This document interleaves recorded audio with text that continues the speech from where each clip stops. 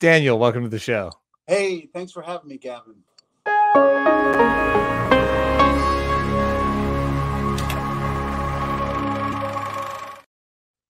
Now, after a couple stressful attempts to get things going there, let's talk about your film Zero Stress. Yeah, yes, really, yes. How ironic. In your own words, tell the audience and myself what Zero Stress is all about.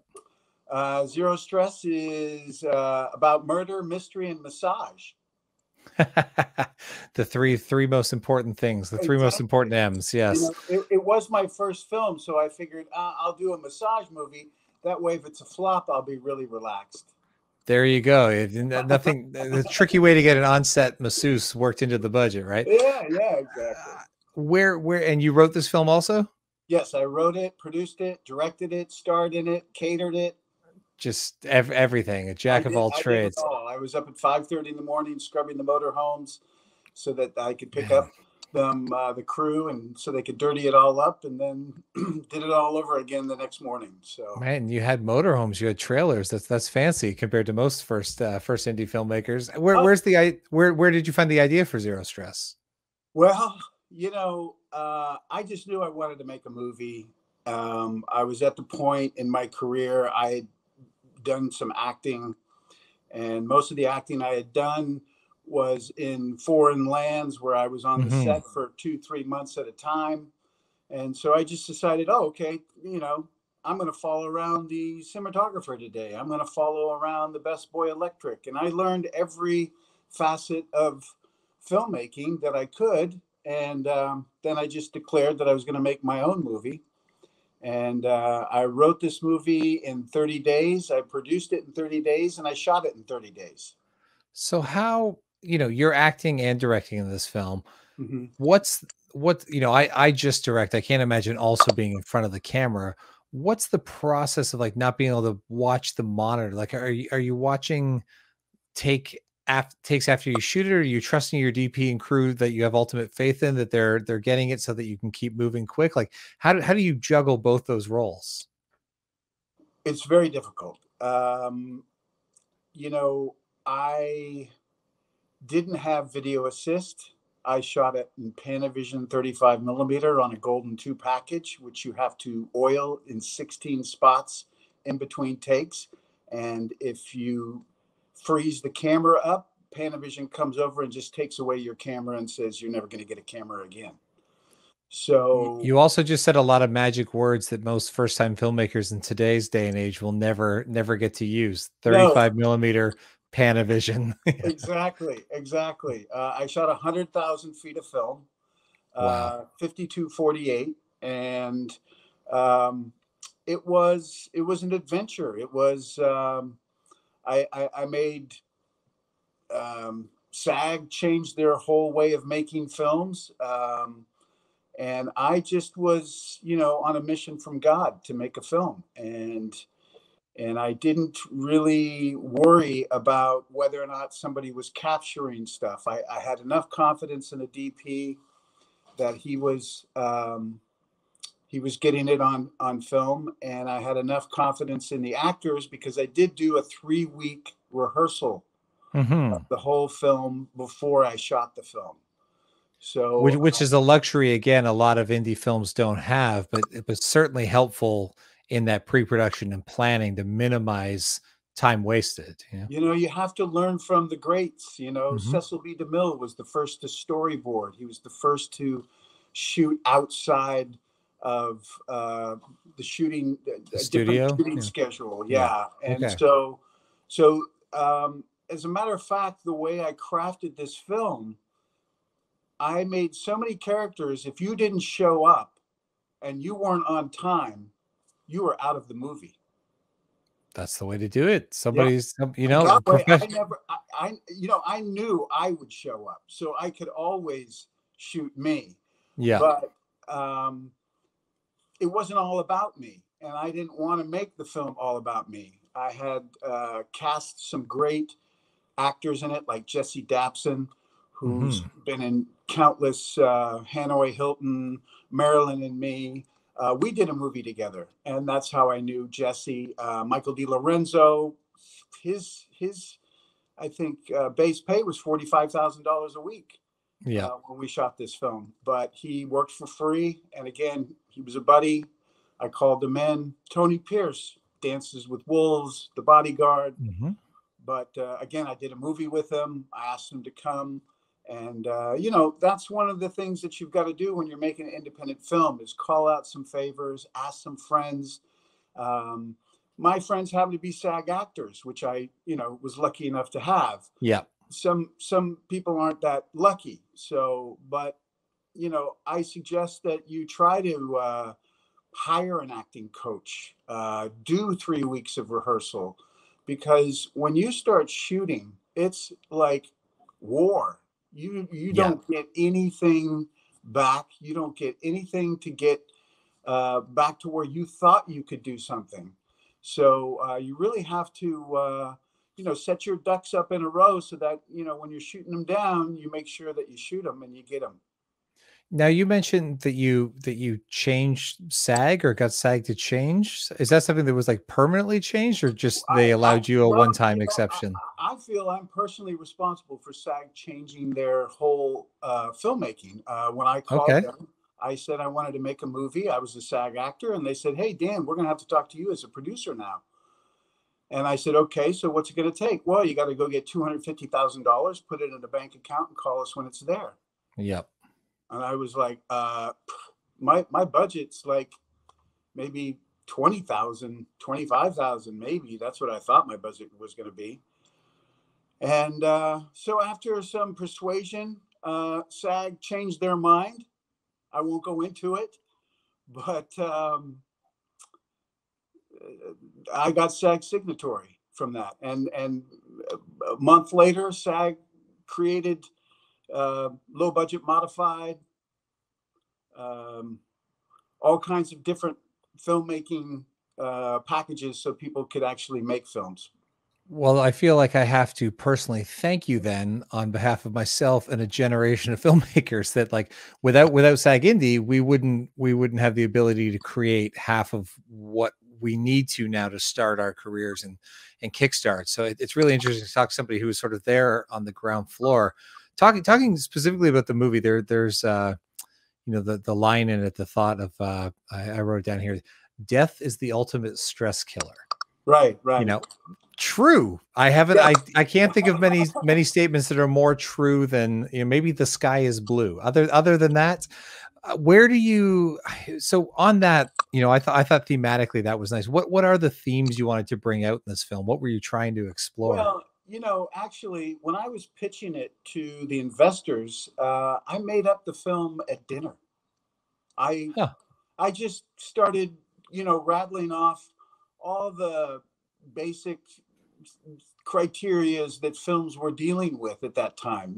Cop movie, uh, cop's wife and kid were killed, transferred out to a new place, got assigned a serial killer. Then some sicko starts killing the masseuses.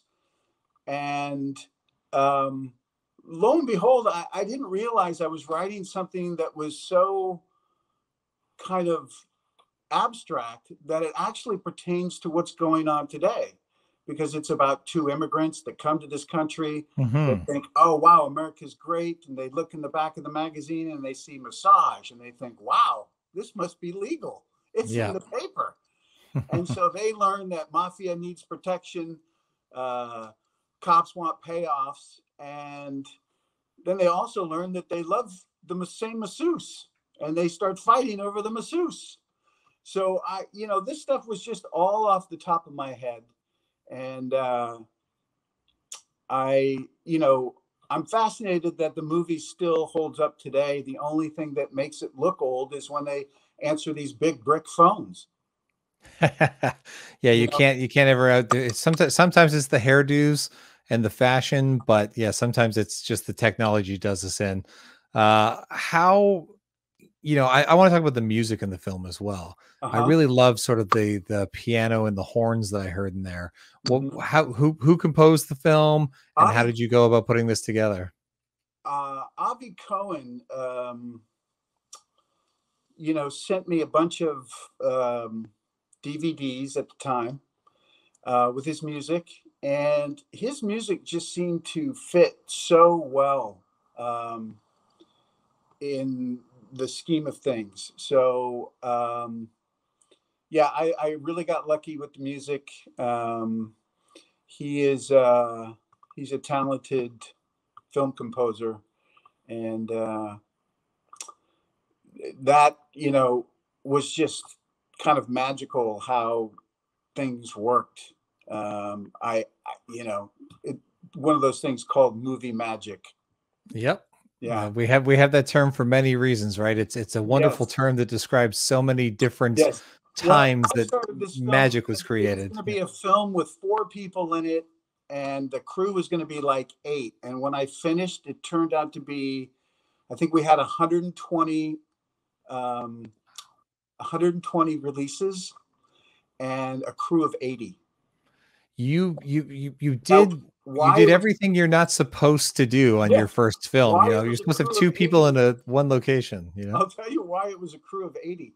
The why it was a crew of 80 is because I had 40 in the first shooting of it, but then Thanksgiving came and nobody wanted to work for free for Thanksgiving. So they all went Mhm. home.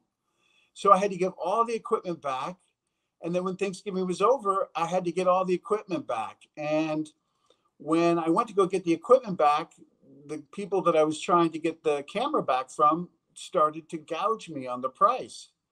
And I Okay. said, well, I said, you know, I could go get a Panavision camera for the price you're charging me here now for this tank that makes so much noise that I have to put a sound blanket upon it.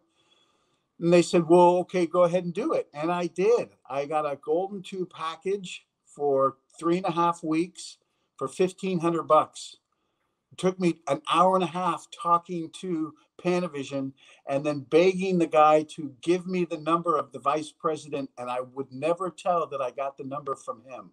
So But the lesson there is 2 things. There's always a better deal, yeah, and as an independent film producer and director, to get your movie made, you really got to be willing to, like, you know, be forceful but polite to kind of, you know, do whatever it takes to make it work with the budget that you have. exactly. Exactly. And so, you know, when the second AD brought me all the releases, I said, whoa, who are all these people in my movie? How did I get 120 releases? Said, well, Dan, remember when we were shooting over in Brooklyn and all those bums were laying on the benches right by, you know, Yep. Park Slope, and you asked them to move and they didn't move. You just said, get releases from them. So they're all in the movie. Yeah, it's Yeah. my favorite thing in modern films now is a lot of people that crowdfund their short films using Kickstarter or something, and they have to put all those contributors in their end credits. So their short film is 8 minutes, and then the Yeah. credits are 8 minutes Right. because they're Right. trying to, like, they fulfill this contract that they promised people credits. Exactly. How are you still making movies today? You know, I'm working on it. I got a couple scripts that I've just finished that I'm developing. I'm actually, you know, I quit the business because I had a good run. I was a top model for about 15 years before I started acting, and then I just got the urge to be John Lennon and raise a family. So I quit the business and raised a family, and lo and behold, my youngest daughter now wants to be a filmmaker. She's Ah, she's trying to get a short off the ground, and I'm writing some projects that I might be able to cast her in, and we might be able to work together.